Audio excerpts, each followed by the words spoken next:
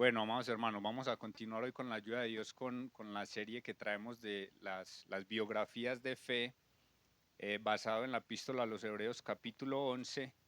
De allá estamos como tomando a estos personajes, hombres y mujeres que, que han tenido una fe tremenda, que son un gran ejemplo para nosotros. Y esta mañana llegamos a un personaje que personalmente es uno de mis favoritos en la Biblia. Y creo que con él sí me voy a detener un poquito más, no va a ser una sola enseñanza, porque en el transcurso del capítulo de Hebreos 11 se menciona varias veces. Y hoy llegamos entonces a Hebreos capítulo 11, versículo 23.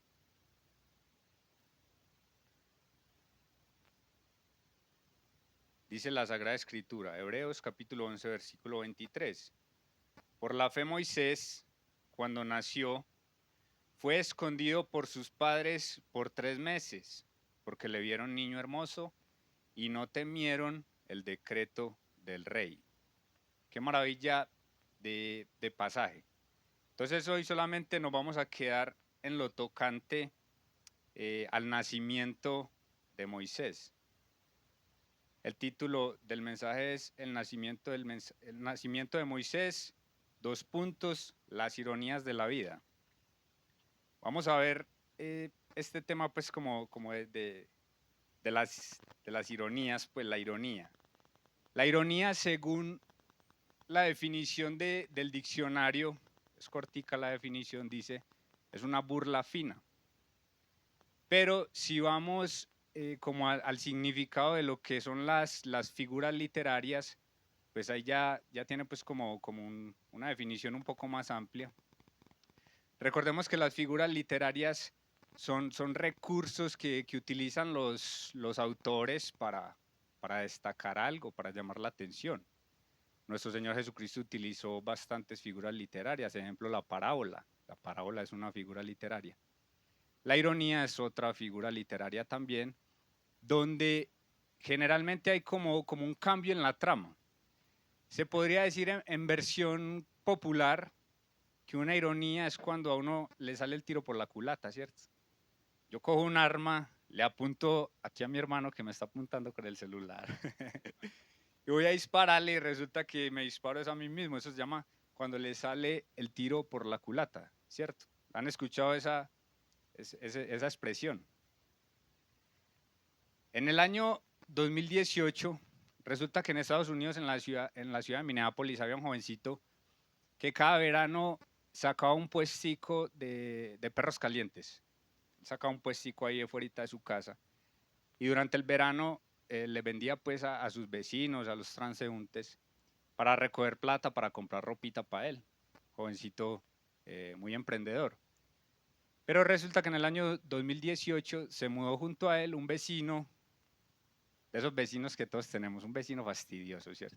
Si usted no tiene un vecino fastidioso, usted es el vecino fastidioso. Todos tenemos vecinos fastidiosos. Y resulta que ese vecino, cuando vio que ese niño estaba vendiendo y que estaba arrimando como tanta gente ahí, eso a él le causó molestia. Y lo que él hizo fue que llamó a sanidad. Ustedes saben que en Estados Unidos son muy estrictos con todo eso. Pues resulta que cuando llegaron los de sanidad y vieron a ese jovencito emprendedor que estaba vendiendo perros calientes y que en realidad no estaba haciendo daño a nadie, ellos mismos pagaron los $90 de multa y le enseñaron al niño todo lo que es manejar comida de una forma correcta. A ese vecino le salió el tiro por la culata, ¿cierto? Las ironías de la vida. También me acuerdo que una vez cuando yo estaba en el colegio, estaba en cuarto, yo no era el más pequeñito, pero sí era de los más pequeños del salón. Resulta que una vez una compañerita, ella era adinerada, a la entrada del colegio vendían unas crispetas. Cuando se estaban de moda las crispetas de colores, muy ricas. Ella se compró 2 paquetes, uno para ella y otro nos dijo a los hombres del salón, este lo va a tirar a la jura, el paquete de crispet. Yo como el más pequeñito, pues no tenía como esperanzas, pero aún así me fui y me paré allá, en medio de todo el tumulto. Y ahí estaban todos esos altos. Y no sé por qué me dio por pensar, pues ahí no tengo nada que hacer, me voy a hacer a un ladito. y ella lanzó ese paquete. Y entre todos esos altototes levantaron la mano y en medio de todo eso, ¡pah!, me cayó a mí las crispetas. Irónico que el más pequeñito, uno de los más pequeñitos, quedara con el paquete, ¿cierto? Eso es lo que vamos a ver hoy, amados hermanos, y vamos a estar muy enfocados en Éxodo capítulo 1 y 2. Nuestro Señor, nuestro Dios también se ríe. Y se los demuestro con un versículo, con unos versículos en Salmos capítulo 2. Leamos del 1 al 4. Salmos capítulo 2, versículo del 1 al 4 dice: ¿por qué se amotinan las gentes y los pueblos piensan cosas vanas? Se levantarán los reyes de la tierra y príncipes consultarán unidos contra Jehová y contra su ungido, diciendo: rompamos sus ligaduras y echemos de nosotros sus cuerdas. Es decir, vamos a rebelarnos a Dios. Mire el versículo 4, el que mora en los cielos, ¿qué? Se reirá. El Señor se burlará de ellos. Qué maravilla de pasaje, hermanos. Qué maravilla. En la última oportunidad habíamos hablado acerca de José y habíamos dicho que José allá en la nación de Egipto tenía un puesto prominente, ¿cierto? Era el segundo al mando allá. Aún así, el mismo rey mandó, le dijo a José: vaya, traiga a su familia, ellos se van a establecer en la ciudad de Gosén. Pero resulta que el tiempo fue pasando el tiempo, y el contexto pues de este capítulo 1 y 2 de Éxodo se nos da de una manera muy clara en el versículo 8 de Éxodo capítulo 1.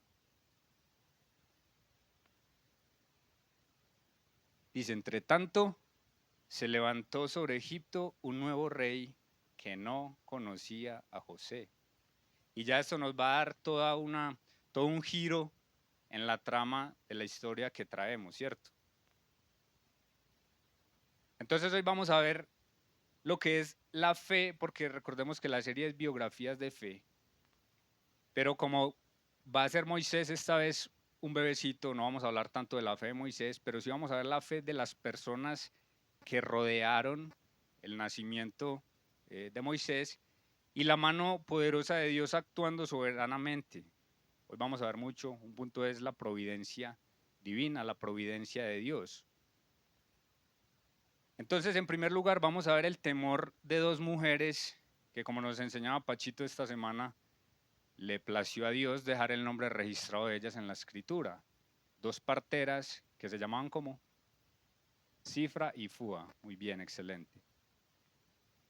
Entonces, en el capítulo 1 de Éxodo, sigamos leyendo ahí el versículo 8, vamos a leer hasta el 10.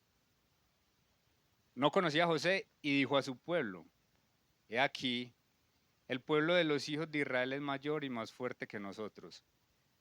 Ahorita llegué un poquito tarde al discipulado, pero estaba aquí Nicolás diciendo algo que es muy importante. Que cuando él estaba empezando en el Evangelio, llega un hombre y se le acerca y le dice: en la Biblia dice esto y esto, pero resulta que era algo totalmente fuera de contexto. ¿Es así? Este versículo, el 9, si uno lo leyera solamente en la escritura y se lo citan a uno y le dicen: que el pueblo de Dios de Israel es mayor y más fuerte que nosotros, pues uno puede decir: sí, eso es palabra de Dios, ahí dice en Éxodo 1:9, no. Pero por eso es la importancia del contexto. En el versículo anterior dice que ¿quién está diciendo eso? Faraón. Es Faraón el que está diciendo eso. Entonces no es que la Biblia diga que el pueblo de Israel era mayor, sino que la Biblia dice lo que dijo Faraón. ¿Me estoy haciendo entender? Esa es la importancia del contexto. Faraón era muy buen político. Y ustedes saben que los políticos lo que hacen es que dicen las cosas de una manera que las personas le alteran las emociones, los sentimientos, para luego llevarlos a hacer algo. ¿Es así o no? Eso es lo que hacen los políticos y eso es lo que él está haciendo aquí. Les dice en el versículo 10: ahora pues seamos sabios para con él, para que no se multiplique, y acontezca que viniendo guerra, él también se una a nuestros enemigos y pelee contra nosotros y se vaya de la tierra. Mejor dicho, él ahí mismo se está contradiciendo, como los políticos muchas veces lo hacen, porque está diciendo: si el pueblo de Israel es más fuerte que nosotros, el mismo pueblo viene y nos ataca, pero no, dice: después cuando vengan nuestros enemigos, ellos se le unen y nos pueden hacer daño. Entonces lo que le está diciendo al pueblo es, tenemos que tener mucho cuidado aquí, tenemos que desarrollar una estrategia, porque él se encontraba en una dicotomía. Por un lado, el temor de que el pueblo de Israel creciera mucho y se le vinieran los problemas que él menciona aquí, pero por otro lado no podía dejar escapar mano de obra barata, ¿sí o no? Pues hombre, tenemos un pueblo que lo tenemos esclavo, nos está trabajando, no podemos tampoco decirles se van de aquí. En otra versión dice, tenemos que actuar astutamente. En esta dice, seamos sabios para con él. Y si recuerdan, en los discipulados anteriores habíamos visto a quién se refiere en la escritura cuando dice que era astuta, a la serpiente, ¿cierto? A Satanás, que hace todas esas maquinaciones. Entonces aquí Faraón lo que hace es, bueno, tenemos que desarrollar una estrategia de manera que los tengamos controlados, pero tampoco podemos dejar que se nos vayan. Dicen los versículos 11, 13 y 14. Entonces pusieron sobre ellos comisarios de tributos que los molestasen con sus cargas y edificaron para Faraón las ciudades de almacenaje Pitón y Ramesés. Dice el versículo 13. Y los egipcios hicieron servir a los hijos de Israel con dureza y amargaron su vida con dura servidumbre en hacer barro y ladrillo y en toda labor del campo y en todo su servicio, al cual los obligaban con rigor. Va, hermanos, si hay trabajos que son sumamente pesados físicamente hablando, son la construcción y la agricultura, ¿cierto? Si son pesados aún al día de hoy, que hay mucha tecnología ya para el tema de riegos, de siembra, para el tema de que ya hay máquinas que suben la mezcla a unas alturas impresionantes, en la antigüedad era muchísimo más difícil. Y así era que estaban entonces oprimiendo a este pueblo. Aquí está Israel totalmente oprimido. Es decir, unos años, muchos años antes, cuando estaba José, ellos estaban viviendo casi que en un paraíso. Pero luego pasa el tiempo, van pasando los años, los siglos, y ya están siendo oprimidos. Les toca trabajar y les toca trabajar de una manera muy, muy fuerte. Entonces la estrategia del faraón consistía en esto. Vamos a ponerles trabajo, mejor dicho, vamos a matarlos a punta de trabajo. Eso era lo que él quería hacer. ¿Qué propósitos tenía Faraón cuando se propone esto? Yo pienso que tenía dos propósitos. Uno es que cuando una persona trabaja mucho, cuando una persona trabaja desde la madrugada hasta por la noche, es una persona que generalmente su vida se acorta demasiado, su vida se acorta. Literalmente se matan a trabajo. Al mucho tiempo ya llegan las enfermedades porque claro, no hay cuerpo que aguante tanto tiempo trabajando, ¿es así o no? Y por otro lado, pienso yo que tenía la idea de que no se reprodujeran. Uno llegar bien cansado del trabajo, uno llega a la casa así con ganas de nada, ¿sí o qué? Con ganas de dormir solamente. Pero empieza la ironía y al final voy a poner como un ejemplo más de lo que es ironía para que se nos quede grabado. La ironía aparece en el versículo 12 de Éxodo 1. Dice la Sagrada Escritura, pero cuanto más los oprimían, tanto más se multiplicaban y crecían, de manera que los egipcios temían a los hijos de Israel. Totalmente lo contrario a lo esperado, en eso consiste la ironía. Totalmente lo contrario a lo esperado. En inglés se le dice plot twist, sería como un giro de acontecimientos ahí que nadie se espera. Cuanto más los oprimían, tanto más se multiplicaban. Entonces puedo imaginarme yo a un israelita llegando a casa, mi amor, estoy cansadísimo, estoy muerto y me tocó trabajar desde las 4 de la mañana hasta las 10 de la noche, me pusieron a construir esto y esto en las ciudades. Construir una ciudad no es algo fácil. que el alcantarillado, que la planificación, que las calles, que el acueducto, todo eso es algo bien, bien pesado. Contándole a la mujer y la mujer, venga mi amor, yo le hago un masajito. Y los que somos casados sabemos cómo terminan los masajes, ¿sí o no? Resulta que se empezaron a multiplicar más y más. Ironía de la vida, resultados totalmente inesperados por Faraón. Seguramente pasó el tiempo, él empezó a mirar que su estrategia no estaba funcionando, seguramente volvió a convocar un consejo de ministros televisado, consejo de ministros. Bueno, muchachos, esto no nos está funcionando. Aquí tenemos que hacer otra cosa, otra estrategia. Tenemos que desarrollar otra estrategia porque definitivamente no está funcionando. Y ahora las cosas se empiezan a poner un poco más difíciles para la nación de Israel. ¿Qué dice? ¿Se murió o qué? Ya. Dice en el versículo 15 y 16.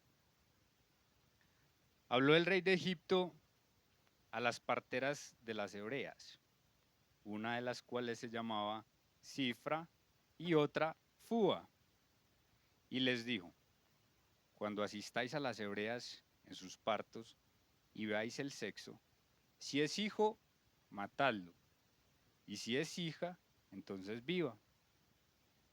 Vuelven a empezar las ironías, porque mire hermanos, póngase usted a pensar, un país como Egipto, la primera potencia del mundo de esa época, ¿cuántas parteras podría llegar a tener esa nación?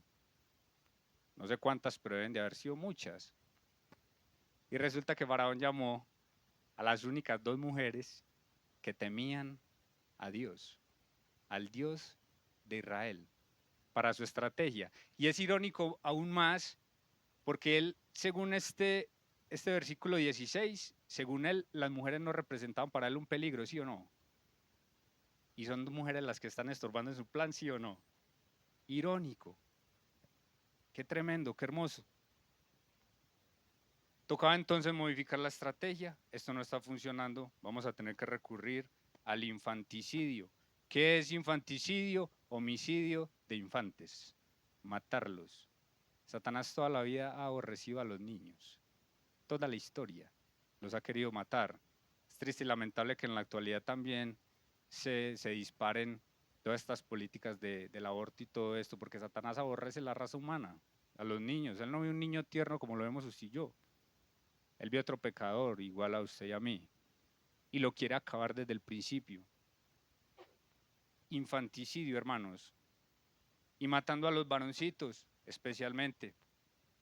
Para él significaba más peligro. Y claro, lo que les decía en otra oportunidad, pues un hombre tiene capacidad reproductiva mucho mayor de una mujer. Ese era el temor de él.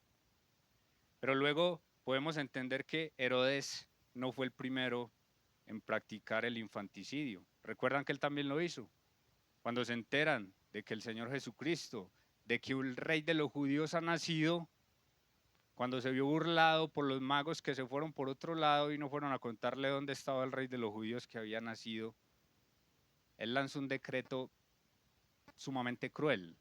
No alcanza uno como a describir la crueldad de eso. Y le dice a sus súbditos, vayan por toda esta ciudad y maten a todos los niños menores de 2 años. Qué matanza tan triste, hermanos. Pero entonces Faraón era de esta misma calaña. Mandó matar a los varoncitos, pero justamente estas dos mujeres, hermanos, dicen el versículo 17, pero las parteras temieron a Dios y no hicieron como les mandó el rey de Egipto, sino que preservaron la vida a los niños. No le estaba tampoco funcionando la estrategia al faraón. Mira, hermanos, nosotros, según la escritura, tenemos dos oportunidades para desobedecer civilmente a las autoridades. Esto se llama desobediencia civil, lo que ellas dos están haciendo ahí. ¿Están desobedeciendo a las autoridades, sí o no? Están desobedeciendo. Pero según la escritura, lo hemos dicho varias veces, tenemos nosotros el deber de desobedecer a las autoridades en dos casos. Uno, cuando nos mandan a hacer lo que Dios prohíbe. Ejemplo aquí en este caso, está mandando a matar a unos niños, Dios prohíbe el asesinato.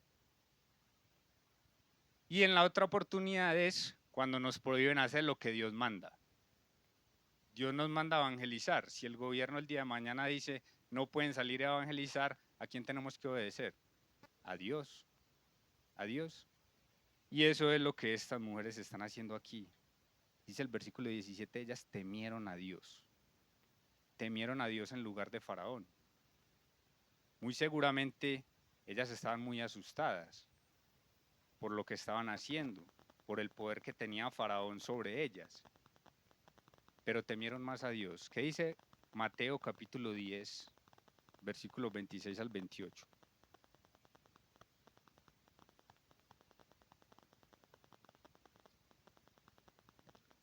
Así que no los temáis, porque no hay nada encubierto que no haya de ser manifestado, ni oculto que no haya de saberse.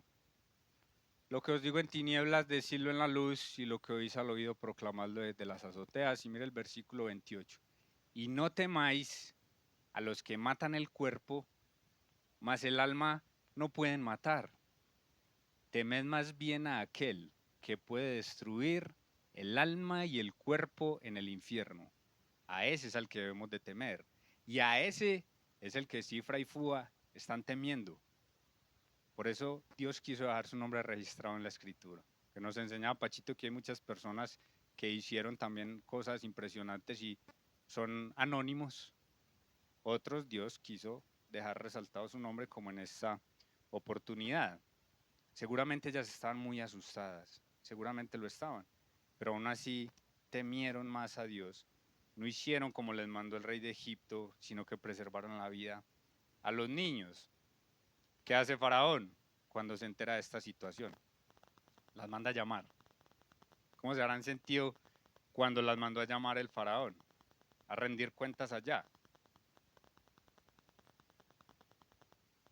Dice el versículo 18 y 19. Y el rey de Egipto hizo llamar a las parteras y les dijo, ¿por qué habéis hecho esto? ¿Que habéis preservado la vida a los niños? Y las parteras respondieron a Faraón, porque las mujeres hebreas no son como las egipcias, pues son robustas y dan a luz antes que la partera venga a ellas. No sé qué tan satisfecho haya quedado Faraón con esa respuesta. Es como que una respuesta que no, se la inventaron ahí, pues se la cogieron pues como en el aire. ¿Sí o no? No sé cómo habrá quedado entonces él con esa respuesta, pero definitivamente se dio cuenta de que su estrategia no estaba funcionando. Estas mujeres, Cifra y Fua, ¿le dijeron la verdad a Faraón, sí o no? No se la dijeron. No se la dijeron. Atención a lo que voy a decir. Nosotros, hermanos míos, como cristianos, tenemos toda la obligación siempre de decir la verdad. Siempre. Pero hay excepciones. ¿Sabían ustedes que hay excepciones? Vamos a ver dos ejemplos en la Biblia. Este es uno, en la que no se dijo la verdad y uno analiza el contexto y puede llegar a la conclusión de que no estamos obligados a decir la verdad si el que exige la verdad tiene planeado hacer el mal. Como en esta oportunidad, les voy a mostrar otra. Primer libro de Samuel, capítulo 16. Primer libro de Samuel, capítulo 16. El contexto es, recordemos que la nación de Israel pide rey. Samuel se pone muy triste, Dios le dice, no te preocupes, no te están rechazando a ti, me están rechazando a mí. Dios le dio a quién? ¿Qué rey le dio? Saúl, ¿cierto? Saúl desobedece y es desechado. Y empieza el capítulo 16 de la siguiente manera. Recordemos que Dios le dice, yo me voy a buscar un hombre que sea conforme a qué? A mi corazón. Dice entonces primer libro de Samuel capítulo 16. Dijo Jehová a Samuel, ¿hasta cuándo llorarás a Saúl, habiéndolo yo desechado para que no reine sobre Israel? Llena tu cuerno de aceite y ven, te enviaré a Isaí de Belén, porque de sus hijos me he provisto de rey. Mire la actitud de Samuel. Dijo Samuel, ¿cómo iré? Si Saúl lo supiera, me mataría. Es algo apenas lógico. Y el mismo Señor le dice, toma contigo una becerra de la vacada y di, a ofrecer sacrificio a Jehová he venido. ¿Se dan cuenta? El mismo Dios le está diciendo, no le vas a decir la verdad, dile esto, aunque seguramente también ofreció su sacrificio.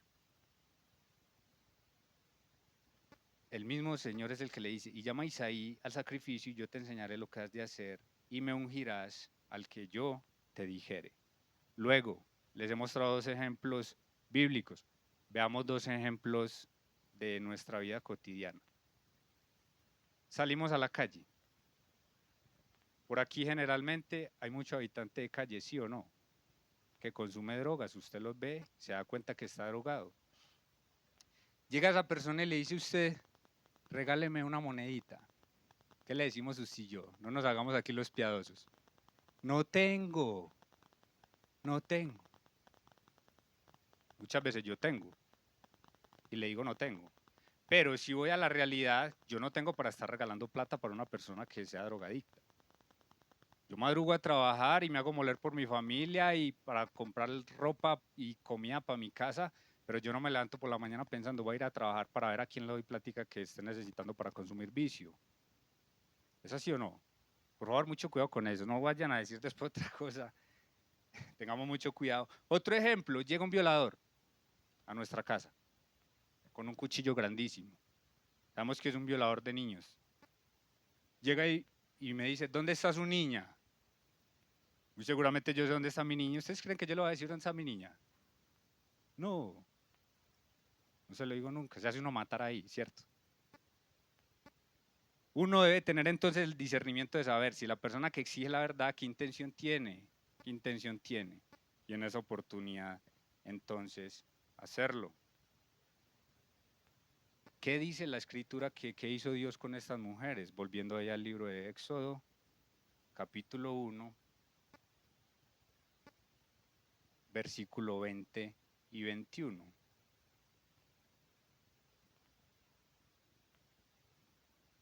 Dios les llamó la atención porque no dijeron la verdad.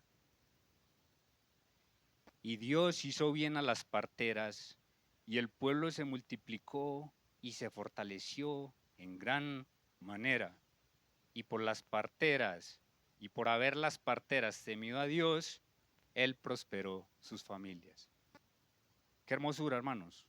Qué hermosura como Dios, cuando se dio cuenta de que estas mujeres le temieron más a Él que al gobernante más poderoso que había en la tierra, Él las bendice.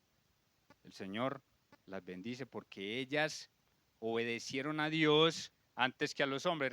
¿Se acuerdan de los discípulos cuando van y les dicen que les prohíben hablar del nombre del Señor Jesucristo? Ellos mismos les dicen, es necesario obedecer a Dios antes que a los hombres. Es necesario obedecer a Dios antes que a los hombres. Versículo 22. Otro consejo de ministro, nos va a tocar modificar la estrategia. Esto tampoco está funcionando. Habrá dicho Faraón, vamos a mejorar la estrategia. Y en sí, desde el punto de vista humano, era una buena estrategia. Cruel, pero buena estrategia. Pero están metiéndose con el Dios del universo. Versículo 22, entonces Faraón mandó a todo su pueblo diciendo, echad al río a todo hijo que nazca y a toda hija preservad la vida nuevamente. Ya no es algo solamente de las parteras, que eran las parteras las que tenían la obligación de a la hora de hacer esta matanza, era algo más prudente. Ya no, ya es algo que todo el pueblo lo sabía, ya todo el pueblo tenía la obligación. Si se daba cuenta que nacía un varoncito del pueblo de Israel, ellos tenían la potestad de matar a ese bebecito. Qué cruel, qué cruel. Pero eso significaba que ya habían aumentado los policías, ya no era solamente los policías, ya todo el pueblo era policía. Se está poniendo como todo más oscuro para la nación de Israel. Entonces, en primer lugar, el temor de Sifra y Fúa decidieron obedecer a Dios antes que a las autoridades humanas. Es una fe que nosotros debemos imitar, hermanos míos. En segundo lugar, vamos a ver el temor de los padres de Moisés, así como empezamos leyendo allá en el libro de los Hebreos, en el capítulo 11, versículo 23. Vuélvelo a poner, por favor, sí.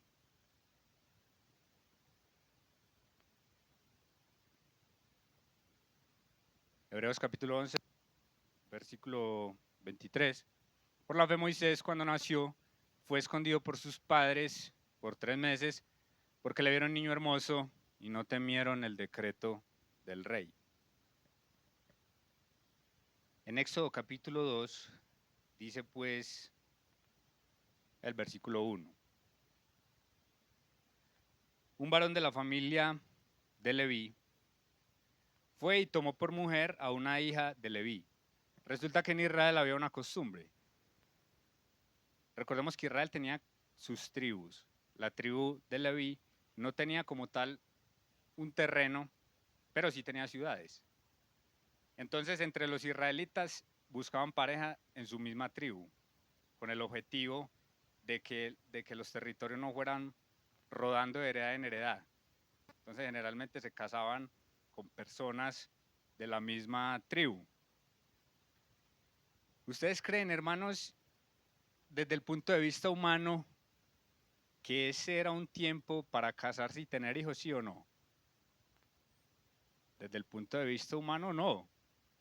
Y es triste y lamentable que en la actualidad las parejas no se quieren ni casar porque dicen, no, ya en estos tiempos tan difíciles, no, no hay que casarse.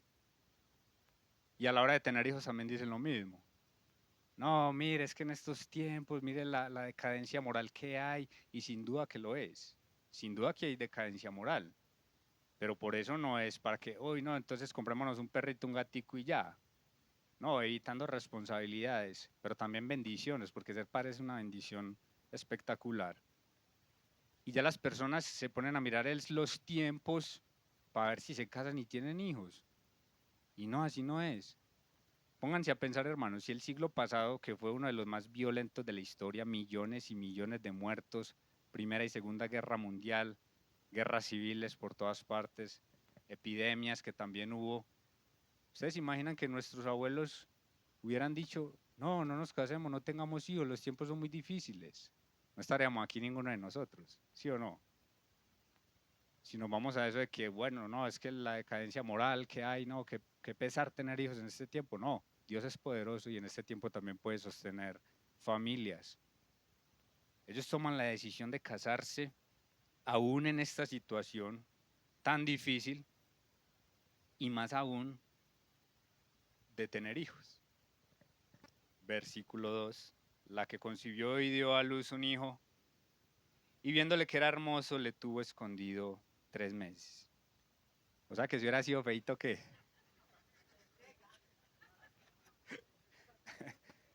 Si hubiera sido feito, no hubiéramos tenido Libertador.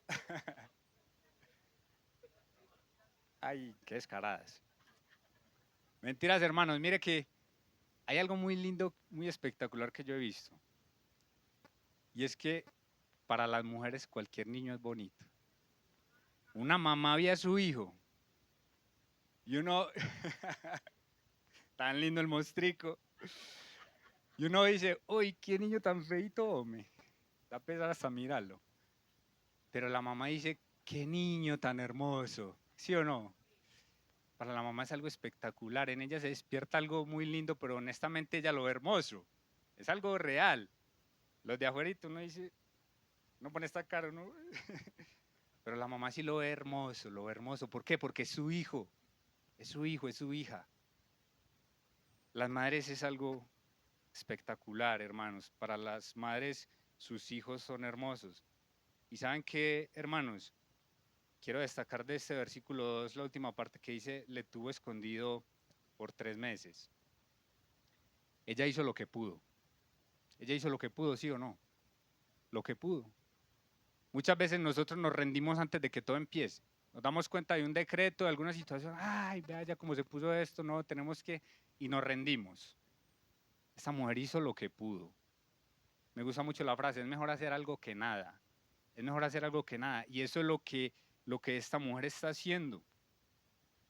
Ustedes recuerdan también, no lo vamos a mirar, pero allá en el libro de Esther, en el capítulo 4, cuando Esther se da cuenta de que a su pueblo lo van a aniquilar, ella, aunque era la esposa del rey, ella no podía entrar en cualquier momento a la presencia de él.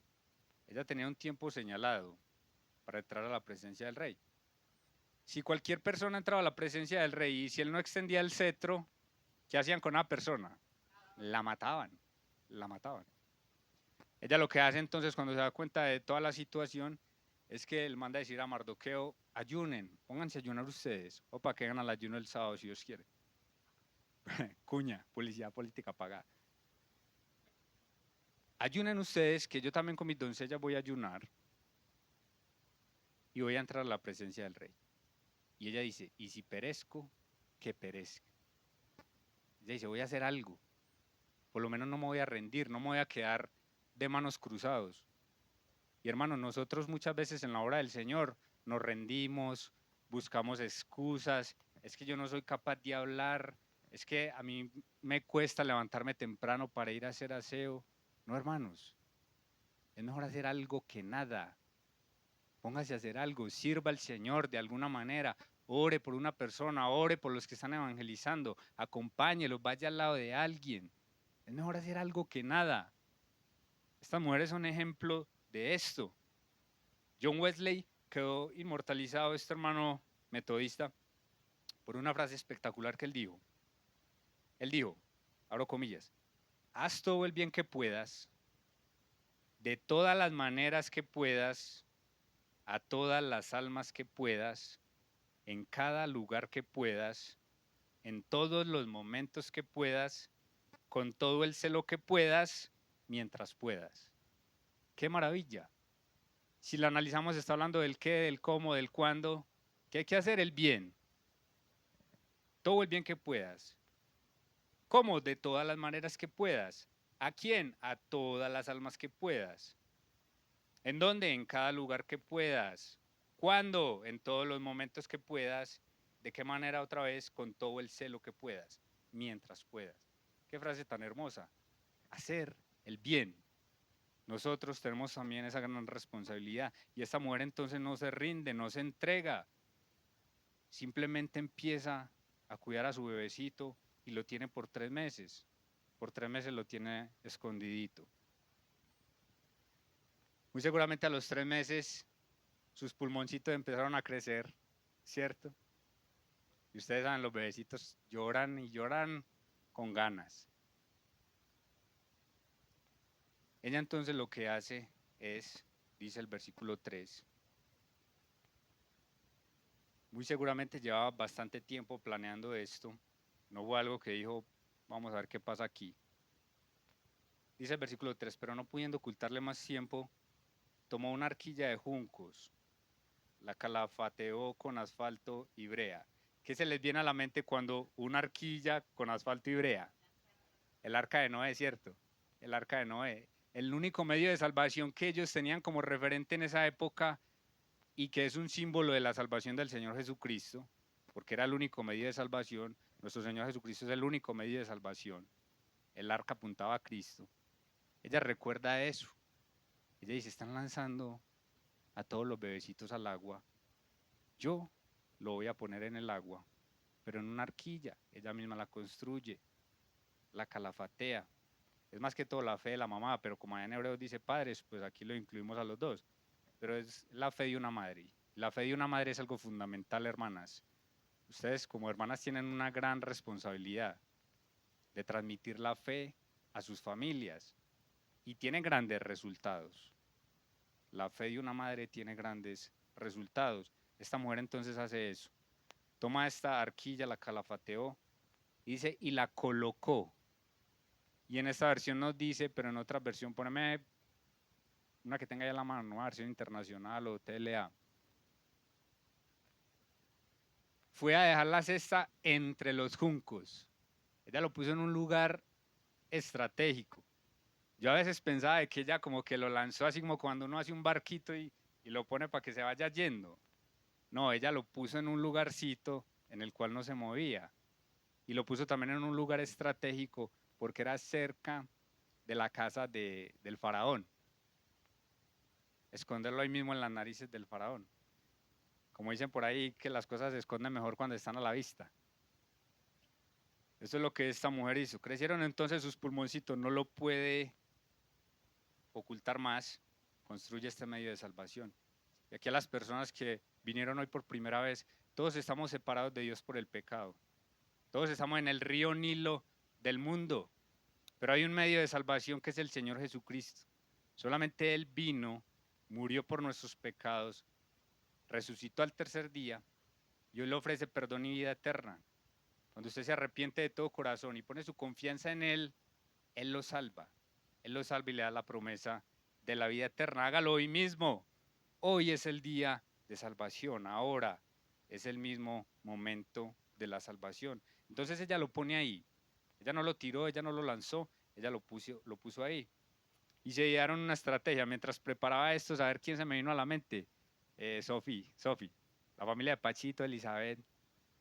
Hablemos de ellos que no están hoy. Un Esteban ahí bien pequeñito. Van y lo ponen allá y le dicen a la mamá, vaya para allá, póngale cuidado al niño, si me hace el favor. Que dice en el versículo 4.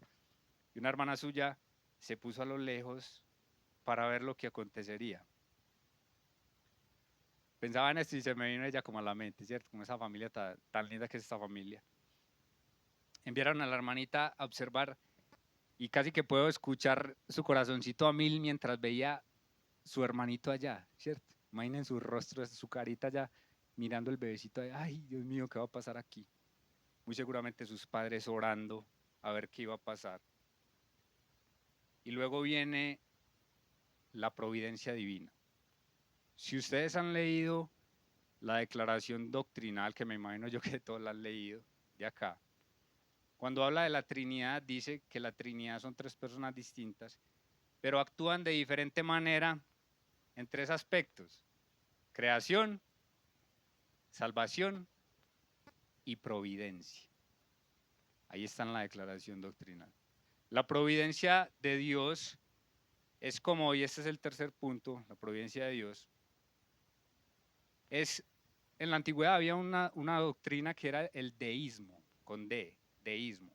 El deísmo era creer que un Dios había creado todo, pero hasta ahí, ya, creo esto y salgo y me voy, no intervengo más. Pero cuando entra el teísmo sí cree no solamente en un Dios creador, sino en un Dios que es providente, un Dios que interviene en su creación, es un Dios que gobierna todas las cosas y que influye en las cosas que pasan. Y eso es lo que estamos viendo aquí. Un Dios que gobierna por encima de Faraón, un Dios que influye en la historia que está aconteciendo. Y es una doctrina, hermanos, que nos da mucha paz. Saber que Dios está al control de absolutamente todo. Eso es algo que da muchísima paz. Dice entonces el versículo 5. La hija de Faraón descendió a lavarse al río. Me imagino yo, qué casualidad, ese día empezó el sol a calentar un poco más. Qué casualidad. Y ella empezó como a sentir ese calorcito. Uf, qué calor está haciendo aquí. Voy a ir al río, a pegarme un bañito. Dios soberano actuando ahí. No fue una casualidad para nada. El libro de Esther, hermanos, es otro libro que resalta la providencia de Dios. En el libro de Esther ni siquiera se menciona la palabra Dios, pero lo vemos a él moviendo los hilos absolutamente de todo. Entonces ahí tenemos, por ejemplo, a Amán, un hombre prominente allá en el imperio, que le gustaba mucho ser halagado, que los otros se inclinaran ante él, pero había un hombre que era judío, que era creyente en Dios, que temía a Dios y no se inclinaba ante ningún hombre y no se inclinaba ante él. Y él decía, nada de esto me sirve de que todas las personas se me inclinen porque hay uno que no se me inclina. Tremendo el orgullo de este hombre, ¿cierto? Y resulta que un día también de casualidad se le va el sueño al rey, dice que le traigan las historias, van y leen en una oportunidad que Mardoqueo había salvado al rey, que no le habían hecho nada. El rey pregunta, ¿qué se le hizo a este hombre por esa salvada que me pegó? Versión mía. Y le dice, no, no se le hizo nada. Pues bueno, resulta que muy temprano llegó Amán y le dice, Amán, quiero honrar a un hombre, quiero honrar a un hombre. ¿Qué le podemos hacer? Y empieza Amán, ¿quién más va a querer honrar el rey que a mí? ¿A quién más? Rey, bueno, yo tengo unas ideas aquí. ¿Cuál es el caballo más lindo que usted tiene? El más grande. Vístalo con ropas de las suyas, de esas bonitas que usted tiene. Sáquelo a pasear por toda la plaza. Ponga a un príncipe que lo lleve, de los más importantes, y que pregone a gran voz, así se hará al hombre cuya honra desea el rey. ¿Cómo se le habrá puesto la cara cuando le dice el rey, haga todo eso que usted me acabó de decir con Mardoqueo el judío? Ironía pura, ¿sí o no? Ironía pura. Y él sale por ahí todo triste a pasear a ese hombre. También él mismo construyó una horca grandísima para colgarlo a él. ¿Y a dónde murió él? Allá.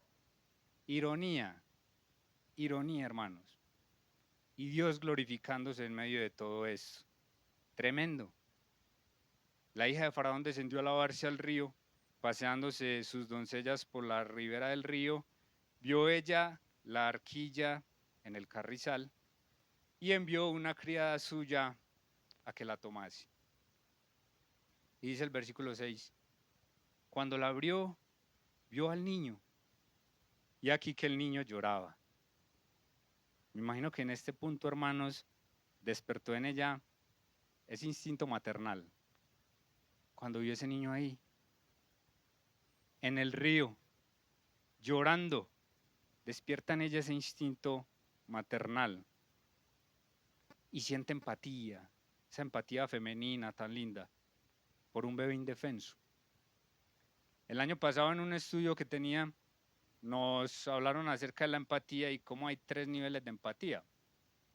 Decía, por ejemplo, el primer nivel de empatía es cuando uno le cae bien a una persona por un gusto que uno comparta con ella. Entonces, por ejemplo, usted en el trabajo, en el estudio, si usted se da cuenta que hay un cristiano, usted siente empatía con él porque es cristiano, tienen algo de qué conversar, sí o no. O por ejemplo, uno en el estadio, muchas veces uno cuando iba al estadio hacía gol el equipo y uno gol y uno se celebraba con una persona aquí que no había visto jamás en la vida. Y usted le da un abrazo porque tienen un gusto similar. Ese es el primer nivel de empatía. Ese es más bien superficial. El segundo nivel de empatía es cuando usted y yo tenemos la capacidad de, como dice la palabra de Dios, llorar con el que llora y gozar con el que goza. A esa empatía tenemos un mandamiento usted y yo. Cuando una persona está llorando, contándole algo, y usted ahí entran a jugar las neuronas espejo que uno tiene, y usted hasta se pone a llorar con esa persona. Esa es una empatía un poco más profunda. Pero el tercer nivel y más profundo de la empatía es cuando usted siente eso, pero se mueve a la acción. Entonces nos pusieron a hacer un ejemplo de eso, y de hecho en el ejemplo puse al buen samaritano. ¿Recuerdan? El buen samaritano que ve al hombre que lo robaron, que lo golpearon y lo ve ahí, los otros pasan, y él lo que hace es que se baja de su cabalgadura, lo monta, lo lleva a la casa, lo limpia, y cumpliendo cabalmente la regla de oro. Hágale a los demás lo que a usted le gustaría que le hicieran. Esa es la regla de oro. Muchas veces nos quedamos en que no hacerle a los demás lo que no me gustaría que me hicieran a mí, no, eso no es lo que dice el mandamiento. Eso nos lleva a la pasividad. Mientras que hágale a los demás lo que a usted le gustaría que le hicieran, eso lo lleva usted a la actividad, a moverse, a la acción, a actuar. Y eso es lo que hizo esta mujer aquí. Esa empatía la llevó a la acción. Nuestro Señor Jesucristo es el ejemplo supremo de eso. Sentía compasión por las multitudes, pero también ¿qué? Actuaba, hacía algo. No decía, ay, qué pesar esta pobre gente. bueno, vámonos de aquí, tiene hambre, dejémoslos ahí. No, él les daba también, él les daba.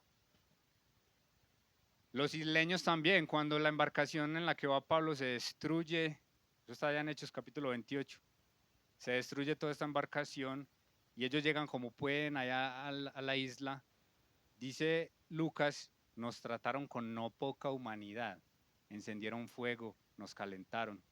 Qué lindo ese nivel de empatía que usted y yo tenemos que tener como cristianos. Y el del versículo 7 hasta el 10 es la ironía más grande de todas. Dice, entonces su hermana dijo a la hija de Faraón, seguramente ya habrá pensado, qué casualidad que esta niña vino aquí, dame esta idea, qué bien. Iré a llamarte una nodriza de las hebreas para que te críe este niño. La hija de Faraón respondió, ve. Entonces fue la doncella y llamó a la madre del niño, a la cual dijo la hija de Faraón, lleva a este niño y críamelo, y yo te lo pagaré. Y la mujer tomó al niño y lo crió. Ironía, sí o no. Por la mañana escondiendo al niño, cuando me imagino yo el niño bregando a llorar y ella tapándole la boquita, no, silencio, mi amor, que te puede pasar algo. Después van, construye el arca y hace todo esto. Y ya por la noche le están pagando para que lo cuide. Qué hermosura, hermanos. Qué hermosura ver a Dios actuando así de esta manera. Y cuando el niño creció, ella lo trajo a la hija de Faraón, la cual lo prohijó, es decir, lo adoptó, y le puso por nombre Moisés, diciendo, porque de las aguas lo saqué. El mandamiento era lanzar a los niños allá. Y irónico que el Salvador, el libertador que viene para la nación de Israel, lo sacaron del agua. Y allá salió el libertador. Ironía pura, hermanos. Un hermano de nombre Nicolás Osorio, para explicar este tema de la ironía, él decía, puso un ejemplo que no se me olvide, se los quiero compartir a ustedes. Pensemos en un partido de básquetbol. Un partido de básquetbol, casi todos sabemos cómo se juega un partido de básquetbol, ¿cierto? Dos equipos de 5 personas cada una, el que haga más puntos gana. Pero cuando a esas historias le vamos añadiendo detalles, ya va un género literario distinto. Entonces, supongamos que es una comedia. El equipo más malo de básquetbol, de alguna forma, llega a la final del campeonato contra el mejor equipo del campeonato y ganan. Listo, comedia, cierto, así fue. Supongamos que es una tragedia. Del equipo más bueno de todos, llegan hasta la final, pero el mejor jugador se muere. Pero aún así el equipo, pensando en su compañero, sacan fuerzas, ganan, listo. Ganan o pierden, lo que sea, pero ahí importante es dejar como una enseñanza, hubo una muerte y sus enseñanzas. Pero supongamos que es una comedia irónica y ahí ya se van añadiendo ciertos detalles que nos ponen atentos. Resulta que el equipo más malo del campeonato llegaron a la final de alguna forma, se enfrentan contra el mejor equipo del campeonato, están jugando, están empatados, es el último minuto y el mejor jugador del equipo de nosotros, que es el más malo, se lesiona, sale. Solo queda un jugador en la banca y es el más malo de la historia. Está ahí solamente porque es hijo del dueño del equipo o del técnico, pero ahí está, toca meterlo. Y la última jugada del partido le quedó el balón a él. En el básquetbol hay una regla y es que si el balón está en juego en el aire, así suena la chicharra, el punto vale, la jugada sigue. Le queda el balón a este muchacho, quedan 2 segundos. Este muchacho lo que hace es que se tropieza, se cae y el balón de alguna forma va volando. Y ahí va volando. Y estamos en el clímax de la historia. Y sus rostros me dejan ver que están atentos. Y va el balón en el aire y resulta que pega en un lado del aro, pega en el otro, en el otro, en el otro y ¡pah! En cesta. Eso es ironía. Eso es ironía. Y ahí vemos nosotros a Dios actuando, hermanos míos, ganándole este punto al faraón, ¿sí o no? El Señor es soberano, el Señor actúa, pero esa soberanía no nos lleva a nosotros a la inactividad, a la pasividad. No, Dios se va a encargar de esto. Dios en su palabra dice que Él me va a proveer a mí, por lo tanto yo no voy a ir a trabajar. No, la soberanía de Dios, la provisión de Dios no invalida nuestra responsabilidad, ¿entendido? Para concluir, hermanos míos, quiero que pensemos, esta semana pensaba con un hermano en el Salmo 121. Salmo 121 es uno de mis favoritos. Hay varias formas de cantarlo, en la BBN los cantan varias veces. Pero hay un versículo, el versículo 4, que dice algo espectacular. Salmos 121, versículo 4. He aquí, no se adormecerá ni dormirá el que guarda a Israel. ¿Israel estaba pasando penuria, sí o no? ¿Y el Señor estaba dormido? No, para nada, Él estaba al control de todo. Estábamos meditando con este hermano en lo que es el sueño. Cómo Dios nos dio el sueño, dormir en las noches, como un regalo para recuperar fuerzas. Pero también, hermanos, el sueño para nosotros debe ser una lección de humildad. ¿El mundo sigue funcionando mientras usted y yo estamos dormidos o no? Sigue funcionando. Es una lección de humildad que usted y yo tenemos que tener. Saber que el mundo sigue funcionando sin nosotros, que todo sigue sin nosotros. Al contrario, Él no duerme ni se adormece y está al control de todo. Eso nos debe animar a dormir en paz, ¿o no? Tranquilidad. Él no duerme, nosotros sí. Él es soberano, nosotros no. Él es indispensable, nosotros no. Para concluir, leamos primero a los Corintios capítulo 1, versículo del 18 al 24. Si hay una ironía marcada en la Biblia, es nuestra salvación. El justo por los injustos para llevarnos a Dios. Pero mire lo que dice aquí. Vamos hasta el 24 y terminamos. Porque la palabra de la cruz es locura a los que se pierden, pero a los que se salvan, esto es a nosotros, es poder de Dios. Pues está escrito, destruiré la sabiduría de los sabios, todas esas artimañas que tenía Faraón. Desecharé el entendimiento de los entendidos. ¿Dónde está el sabio? ¿Dónde está el escriba? ¿Dónde está el disputador de este siglo? ¿No ha enloquecido Dios la sabiduría del mundo? Pues ya que en la sabiduría de Dios el mundo no conoció a Dios mediante la sabiduría, agradó a Dios salvar a los creyentes por la locura de la predicación, porque los judíos piden señales y los griegos buscan sabiduría, pero nosotros predicamos a Cristo crucificado. Para los judíos ciertamente tropezadero, para los gentiles locura. Y es que piensen en esto, un Salvador que lo vemos ahí en la cruz, todo el mundo lo ve como derrotado, ¿no? Pero para nosotros es que el triunfo más grande de la historia. Versículo 24, más para los llamados así judíos como griegos, Cristo, poder de Dios y sabiduría de Dios. Amén. Padre celestial, Dios eterno, soberano, muchas gracias, Señor, por tu santa y bendita palabra. Muchas gracias.